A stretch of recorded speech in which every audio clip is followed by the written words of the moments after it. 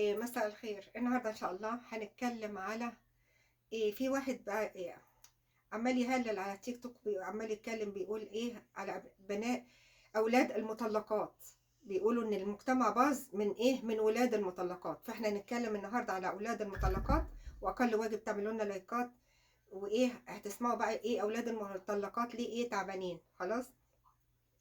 دلوقتي الزواج بيبقى فيه حاجة اسمها تكافؤ في السن، ما يكونش فرق السن كبير، الثقافة واحد متعلم واحد جاهل، المستوى الاجتماعي ناس غنية وناس فقيرة، عدم تكافؤ في البيئة، واحد متدين وواحدة لأ، عدم تكافؤ. فالزواج بيفشل نتيجة السبب الأول عدم التكافؤ. أوكي، مفيش تكافؤ التكافؤ في في الكلام اللي أنا قلته. خلاص. نمرة 2، أي بني آدم مش هيعرف ينجح مع حد إلا إذا كان ناجح على مستوى نفسه. أوكي، يعني إيه؟ الإنسان علشان ينجح لازم يكون ناجح على مستوى نفسه قبل ما ينجح مع حد. أوكي، ولازم الاتنين يكونوا ناجحين على مستوى نفسهم، ما ينفعش واحد ينجح على مستوى نفسه والتاني لأ. أوكي، فالشعور بنقص القيمة بيفشل العلاقة. خلاص. بعد كده العلاقة، الحب حاجة داخل فيها المشاعر، والقلب متغير، فمش هيستمر بيحب على طول، لأن المشاعر متقلبة ومتغيرة. لكن في حاجة اسمها التعود اللي أبشع من الحب، والعشرة، والإيه الترابط. أوكي، فعشان أترابط بحد لازم أكون مترابطة مع ذاتي أولا. خلاص. بعد كده أحيانا الاتنين بيبقوا كويسين وبيحصل حاجة اسمها تدخلات من الأهل تفشل العلاقة، نتيجة طرف فتح بيته بيقول ادخلوا خربوا في حياتنا واحنا هنسقف لكم عشان احنا ضعاف. لو الأم عندها اضطراب الشخصية النرجسية أو بخيلة بتفشل ولادها. باختصار هنخش بقى على المرأة، ايه قصتها، والراجل ايه قصته. المرأة ايه بتقول لك في حاجة اسمها جرح الأب، والراجل بيقول لك في حاجة اسمها جرح الأم. هنسأله عايز ايه من الأم؟ قال لك يا سيدي عايز من الأم تكون قدوة ازاي؟ لو هي كذابة هطلع كذاب، لو هي نمامة هطلع نمام، لو هي حقودة هطلع حقود، لو هي بخيلة هطلع بخيل. فعشان هي عندي حاجة اسمها ترابط بيها. دي أول ست في حياتي وأنا الطفل بتاعها، وهفضل مترابط بيها لآخر نفس، ولو هي كويسة علاقتي بيها كويسة أنا هتشوفوا مني أحسن راجل. ونمرة 2، تحترمني وما تقارنيش بالناس، وما تسفهش بيا قدام الناس، ما تحقرش من شأني وتقول لي يا عيل. اوكي، يبقى عايز حاجه اسمها احتياجي، عقده اجيب احتياج الرجل للام. علاقتي بيها فاشله، مش هنجح مع بجنس مخلوق، لا هنجح مع ست، ولا هنجح مع اصحابي، ولا هنجح في الدنيا، ولا هنجح هطلع في الدنيا بحاجه اسمها جرح الام. خلاص. اما اما اخش في علاقه تانية انا مش هعرف انجح مع حد، مش عارف، لازم اكون ناجح مع الام، اسمها جرح الام. فانا لو طلع بجرح الام والليفل بتاعه قد 100% ولا 50% ولا 10%، كل ما يكون الليفل عالي يبقى يبقى انا الفشل محتم. خلاص. بعد كده اللي هنسال الست عايزه قالت لك جرح الاب ازاي؟ قالت لك عايزه انا انا ست وامي ست، اقدر اطبخ وانضف واعمل كل حاجه، لكن محتاجه لراجل في وشي يعمل لي حاجه اسمها ارشاد وتقويم ومشوره ورادع. اوكي. اما تيجي الام تسفه بالاب او الاب يسفه بالام، انتهى صورته. اوكي. فهي بقى احنا هناخد المشوره من الام. الام ما بتديش مشوره، الام وظيفتها تبقى قدوه، وظيفتها تاكل وتشرب، لكن تدي المشوره للرجل بالنسبه للبنت. يبقى الاب هنجيب بقى البيت، قال لك مطلقه ده اللي قاعدين في بيوت مهلهله هيطلعوا اوحش من من العيال. العيال عايزين عايزين اب وام عايشين مع بعض او مش عايشين مع بعض، بس صورتهم حلوه وما بيتكلموش على بعض وما بيبهدلوش بعض. اوكي. بس البنت بتقول لك في اب في البيت كان بها ايه مشوره وارشاد ورادع، مش موجود هتصل بيه، بس المهم يكون العلاقه بينهم جيده علشان ايه ما يحصليش حاجه اسمها جرح الاب. اوكي. طيب دلوقتي بقى في اب في البيت بيبقى ايه قاعد في البيت زي خيبتها الام، هي بتقول له ايه انت ايه اركن على جنب، انا بصرف. اوكي انا بصرف، انا المشوره، انا الارشاد ولا التوجيه ولا كله. المراه ما تعرفش ترشد ولا توجه علشان هي اساسا ايه كائن ضعيف. ما تفهمش ايه البنت عايزه اب، تجيبها لمين؟ تجيبها اشمعنى؟ انا عايزه الايه المشوره منه، تكون حلوه، تكون معفنه، عايزه منه، عايزاها منه. اوكي مش عايزاها منك خلاص. طيب بعد كده اللي بيحصل ايه؟ اللي بيحصل زي خيبتها، يبقى بناخد المشوره من الام وايه وعايشين معانا برضو عايشين مع بعض ومشوره معفنه. اوكي اي كلام وبنروح في 60 نصيبه. اوكي وايه تاني؟ واحيانا الاب عايش معاها وبايه جواز ايه جواز سياحه بيبيعها. اوكي ماشي. فمش شرط ان الاب قاعد في البيت معاهم يبقى ايه البنت هتطلع كويسه ولا الواد هيطلع كويس. اللي هيطلعوا كويس ما يكونوا ما عندهمش جروح، باختصار. اوكي. طيب دلوقتي بقى الايه هنفترض ان الاب خرج من الحياه، خرج من الحياه. في ابهات يجروا جري عايزين ايه يقعدوا مع عيالهم ويشوفوهم، دول ما عندهمش جرح مع الام. التاني بقى اللي بيخلع يقول لك مش عايزه اشوف خلقتهم، ده اللي عنده جرح مع الام. هتيجي صلحتي له الجرح بتاع الام عشان علشان يبقى كويس مع بنته؟ انت عايزاه يخش ايه حياه بنته ولا حياه العيال؟ هيخش ازاي اذا هو طالع من حياه امه اساسا؟ اوكي روحي شوفي امه، امه بهدلته ومرمطته مش طايق. بيقول لك مش طايق اشوف حد بقى ايه متمرمط مع امي، وجيت بقى دي كملت على بقيتي وصدمات وجروح. وايه تاني؟ العيال بقى انت عايزين مني اديكوا حنان؟ طب تعالوا شوفوني انا خدت حنان ولا لا. عايزين مني تشوفوا مني رعايه؟ تعالوا شوفوني انا اترعيت ولا لا. فقد الشيء لا يعطيه. اوكي انتوا جايين زعل بتقول لك ايه مش عايز يشوف العيال، مش عايز يشوفهم. ده انت نهارك اسود. اوكي ده انا هنروح بقى المحاكم ونشوف ايه ايام سودا. اوكي هنشوف ايام سودا. المرأة علشان ايه تخرج من الطلاق إيه في سكينة. اوكي لازم ايه يكون عندها مكان اقامة ومصدر رزق.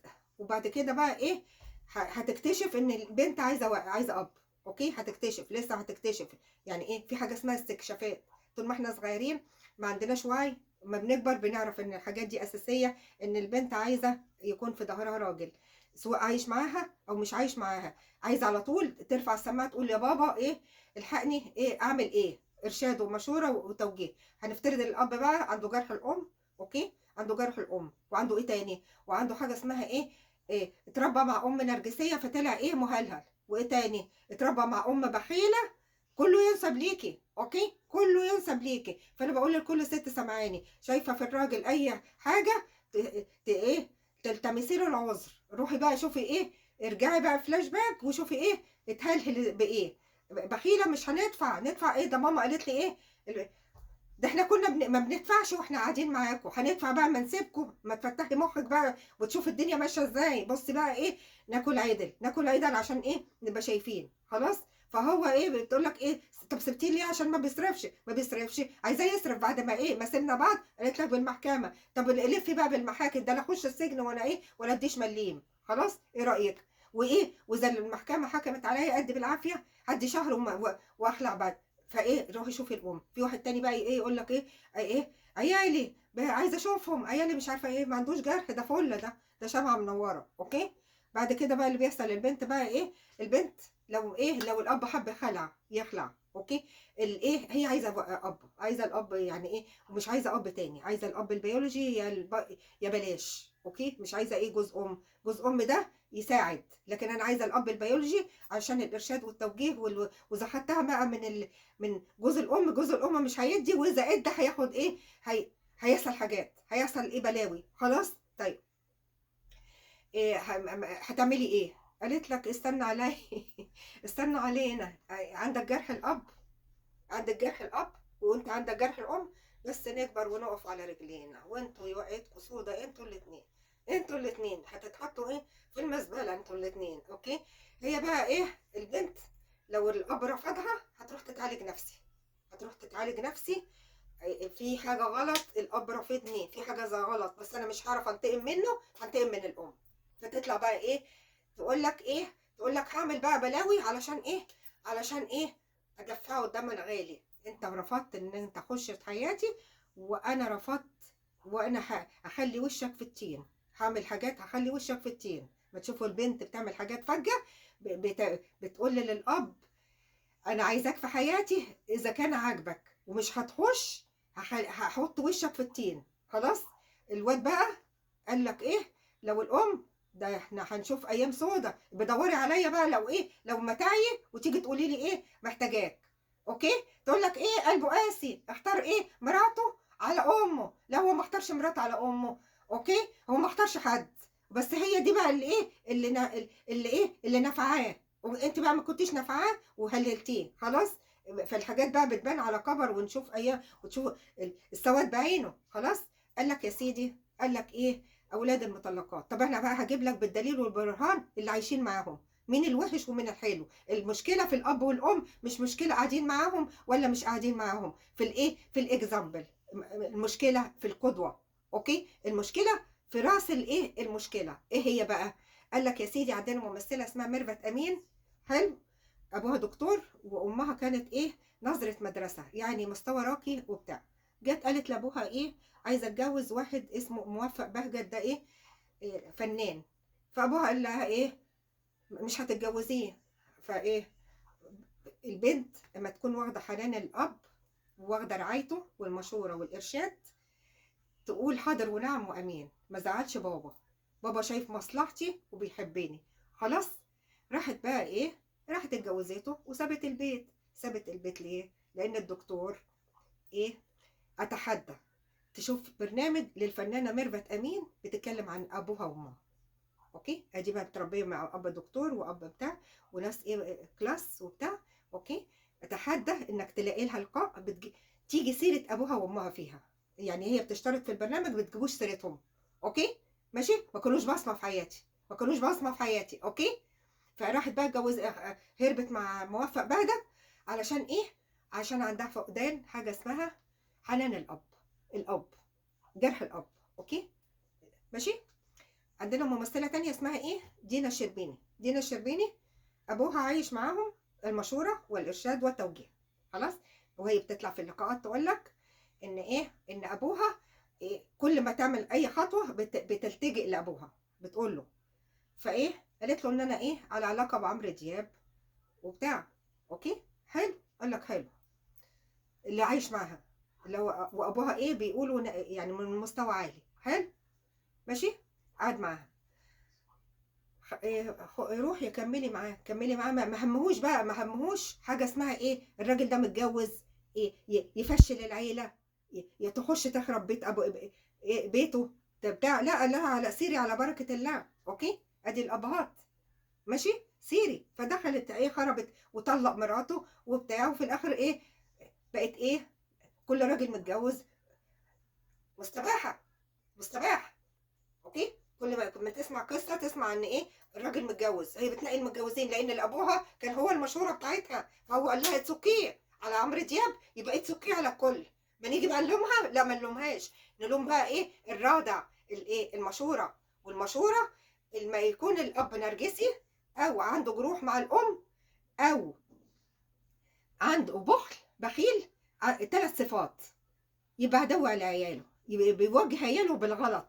ما يوجه عياله بالغلط عايشين معاه. فما تيجي تقول ست مش اولاد المطلقات، لا روح شوف بقى الاب والام، ايه اعمل لهم روح شوف ايه الاب والام.